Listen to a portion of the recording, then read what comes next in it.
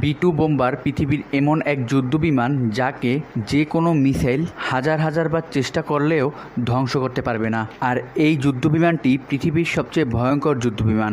এই যুদ্ধবিমানটা চাইলে যে কোনো দেশের মানচিত্রকে নিমিষের ভিতরেই বদলে দিতে পারে।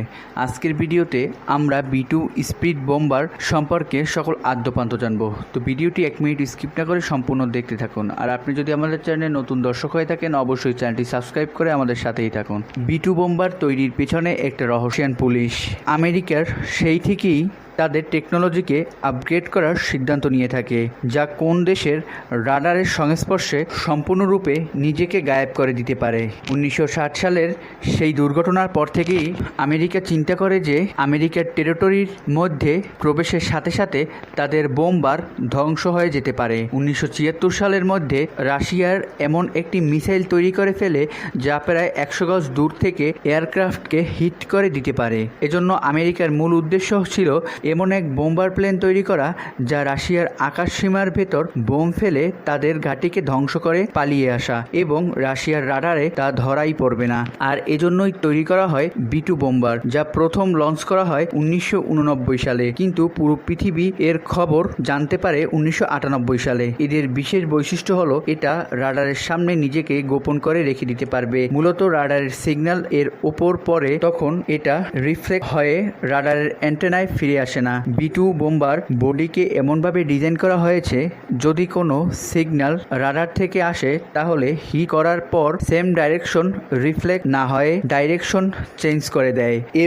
এর জন্য বোম্বার প্লেনটির মধ্যে কোনো টেল থাকে না। বি-2 বোম্বার এর পেছনে একটা ডিজাইনই শুধু একমাত্র অবদান নয়। বি-2 বোম্বারের তৈরির পেছনে এর একটি ডিজাইনই শুধুমাত্র অবদান নয়, এর মধ্যে রাডারের সিগন্যালকে 100% শোষণ করার ক্ষমতা রাখে। বি-2 বোম্বারে এমন একটি গোপন কোডিং রয়েছে যা গোটা বিশ্বকে এখনো জানায়নি আমেরিকা।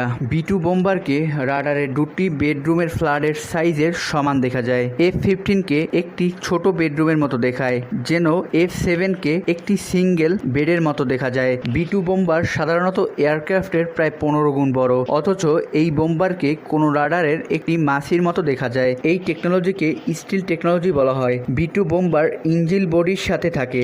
জেট ইঞ্জিন জ্বলন হওয়ার পর তাপ সরাসরি বাইরের দিকে চলে আসে, যেটা ঠান্ডা হওয়ার সাথে সাথে মিক্সড করা হয়। তখন বোম্বার তার পেছনে হিট সিগন্যাল ছাড়ে না। বি-2 বোম্বার রাডার থেকে দূরে থাকার জন্য অনেক উঁচু দিয়ে আকাশে উড়ে যায়।